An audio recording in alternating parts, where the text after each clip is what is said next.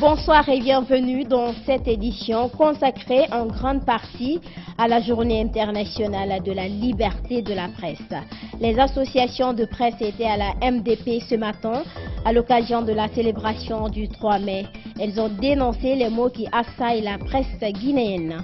Un peu plus tôt, c'est le COSAD qui a tenu une manifestation virtuelle pour déplorer la détention d'Amadou Dioule Diallo en prison. La haute autorité de la communication a mis à profit cette journée du 3 mai pour procéder à la remise officielle des cartes de presse professionnelles. Football, on parlera du dépôt de candidature de Kerpala Camara KPC pour la présidence de la FEGIFOOT. Alors que tout semblait fini pour l'homme d'affaires après son retrait, la réouverture des candidatures pour la commission électorale jette les projecteurs sur celui qui était le challenger d'Antonio Soare. C'est tout pour le sommaire. Dans un court instant, les détails. L'humanité a célébré ce lundi 3 mai la journée internationale de la liberté de la presse. En Guinée, cette journée a été mise à profit par les associations et le syndicat de la presse pour faire l'état des lieux dans le monde des médias. Dans une déclaration lue à la Maison de la Presse, ils ont dénoncé les maux dont souffre la presse guinéenne. Ansoubaï Balé.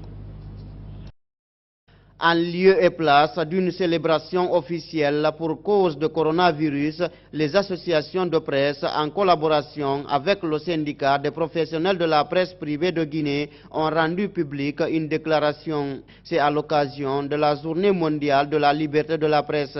Les professionnels des médias ont dénoncé plusieurs maux qui affectent le métier de journaliste en Guinée. De l'intimidation à l'arrestation jusqu'à l'emprisonnement des journalistes, tout a été dénoncé dans leur déclaration.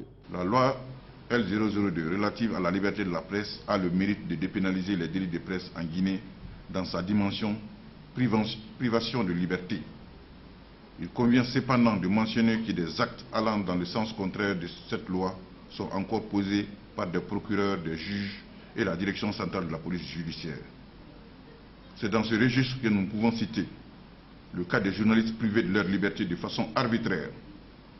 Nous, organisations professionnelles de la presse, dénonçons cette pratique rétrograde qui n'honore pas la Guinée. Une pensée sincère à nos confrères Amadou Dioule Diallo et Ibrahima Sadio Ba, qui depuis plusieurs mois croupissent en prison. En appelant à leur libération sans condition. Cela ne veut pas dire que nous déclarons l'impunité pour eux ou d'ailleurs pour tout autre journaliste qui commettrait un délit de presse, mais simplement qu'ils doivent être jugés sous l'emprise de la loi L02 sur la liberté de la presse. L'amélioration de la promotion de la presse et la protection des journalistes dans l'exercice de leur métier, c'est ce que sollicitent les professionnels des médias.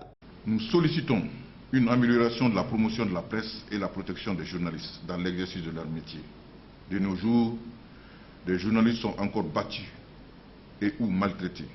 D'ailleurs, c'est l'opportunité de rappeler que le dossier de la bastonnade des journalistes par les gendarmes de l'Éco 3 de Matam en octobre 2017 n'a toujours pas trouvé d'issue. Insultés et bafoués dans leur dignité avec la perte de leur matériel de travail, 4 ans après, aucune forme de justice n'a été rendue pour ces journalistes et les médias victimes. Ce, malgré la plainte régulière portée auprès de la Cour d'appel de Conakry. La loi portant sur le droit d'accès à l'information publique, adoptée en décembre 2020 à l'Assemblée nationale, n'est toujours pas publiée au journal officiel de la République. Les professionnels des médias, à travers ces associations et syndicats, comptent beaucoup sur sa mise en application. Aujourd'hui encore, nous réitérons cet appel, car comme vous le savez, cette loi est aussi une haute garantie de démocratie puisqu'elle permet à tout citoyen d'accéder aux informations publiques non confidentielles, ce qui répond au principe de redevabilité des pouvoirs publics. Le thème retenu cette année pour célébrer la Journée internationale de la liberté de la presse est l'information comme un bien public. Un peu plus tôt dans la matinée, le collectif de soutien aux journalistes Amadou Djouli Diallo a organisé une manifestation virtuelle dans l'enceinte de la Maison de la Presse pour dénoncer la détention préventive prolongée de journalistes sportifs. Le collectif parle de la violation de la loi 002 portant liberté de la presse en Guinée. Suivez. Libérez Djouli. Sa place n'est pas en détention.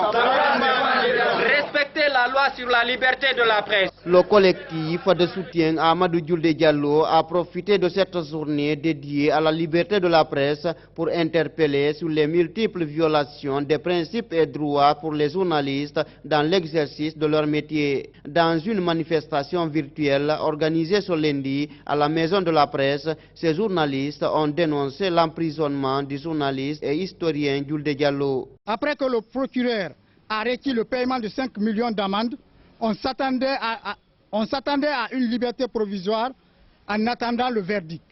Mais nous avons été surpris de voir que notre confrère s'est retourné en prison. Pire encore, M. Amadou Diallo a été arraché de son lit d'hôpital et renvoyé à la maison centrale de Conakry, alors que son traitement n'est pas terminé. Après son jugement, le 13 avril dernier, au TPI de Dixine, Amadou Djouli Diallo attend toujours le verdict dans le dossier le concernant.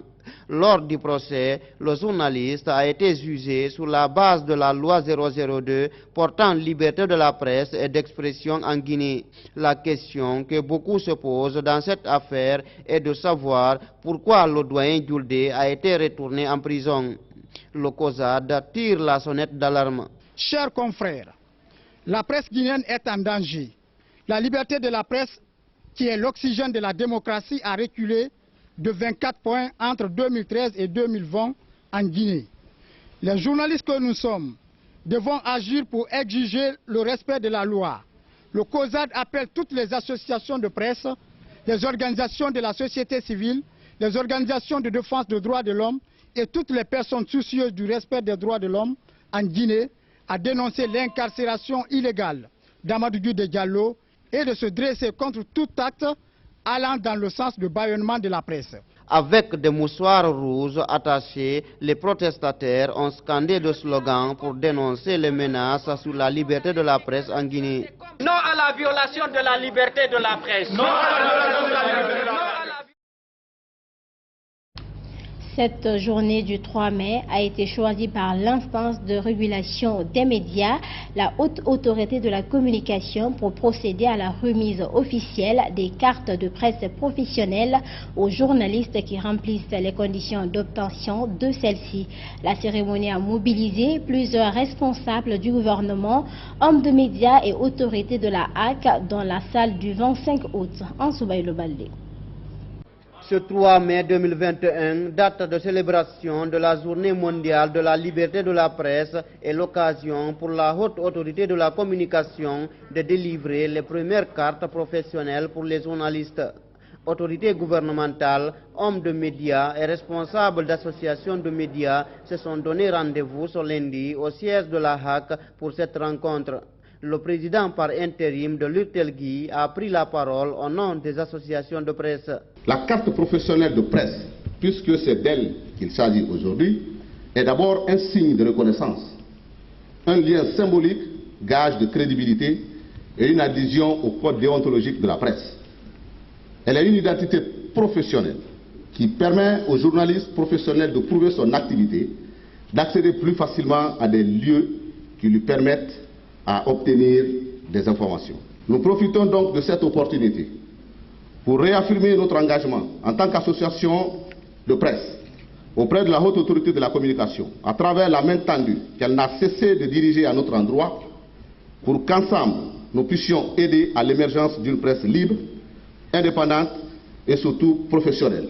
Prenant la parole, le président de la HAC a livré les statistiques issues de l'enrôlement des journalistes postulants pour la carte professionnelle. Nos équipes ont enrôlé 2400, environ 800 à l'intérieur du pays. Donc sur les 2400, 2334 ont été effectivement dépouillés parce que ces documents étaient dans les meilleures conditions. Et bien sûr, après dépouillement, 1686 dossiers ont été retenus. Donc les 1600 auront la carte à date.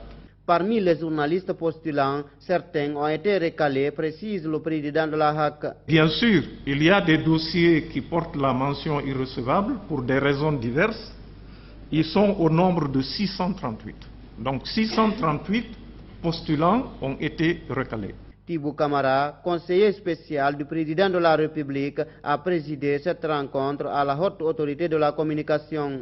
Monsieur le Président, je vous félicite donc d'avoir joué l'acte à la parole en entamant votre mandat par l'engagement solennel que vous avez pris devant la nation et devant nos confrères de procéder à l'assainissement de la presse, non pas dans un esprit de répression, comme on peut l'imaginer souvent, mais pour lui redonner ses véritables lettres de noblesse. Nous terminons notre série de reportages sur la journée internationale de la liberté par cette visite chez nos confrères d'Adafo Média. La radio Espace est arrivée avec une liberté de ton qui a permis d'exercer autrement le métier de journalisme. Mamadou Tanoba. Le 3 mai est consacré à la liberté de la presse. Le rôle des médias indépendants est vital dans l'instauration de la démocratie. Depuis la libéralisation des ondes privées en Guinée, plusieurs médias audiovisuels ont vu jour. Le groupe Adafo Média est arrivé dans le milieu il y a une décennie. Pour Jacques Lewa Leno, la radio Espace a apporté une liberté de ton dans la pratique du journalisme. Ce qu'il faut peut-être dire avec Adafo, c'est le ton. Cette liberté de ton qu'il y a aujourd'hui dans la presse privée en République de Guinée, je crois on peut, sans modestie, dire que c'est parti de là. Maintenant, aujourd'hui, tout le monde fait un peu comme nous et on ne peut que se réjouir et dire que peut-être l'option qui a été la nôtre au départ n'était pas si mauvaise, même si elle avait été critiquée par beaucoup de Guinéens. Jacques Lewa Leno parle de progrès enregistrés en matière de liberté de presse et dénonce une certaine restriction. Nous avons parcouru un long chemin, comme beaucoup le disent, et je crois qu'ils ont raison, c'est un combat de tous les jours. Nous avons enregistré quelques progrès parce qu'il y a des textes et même dans l'application qui font qu'aujourd'hui nous sommes beaucoup plus libres dans l'exercice du métier qu'avant, en tout cas que nos aînés ne l'étaient. Mais il reste encore beaucoup à faire parce qu'il y a encore des restrictions du côté de l'État, en tout cas en ce qui concerne l'accès à l'information publique. Et ça, c'est quelque chose qui reste comme un coup d'inachevé. Ce journaliste salue la floraison des médias en Guinée et interpelle les patrons de médias sur les conditions de vie des journalistes.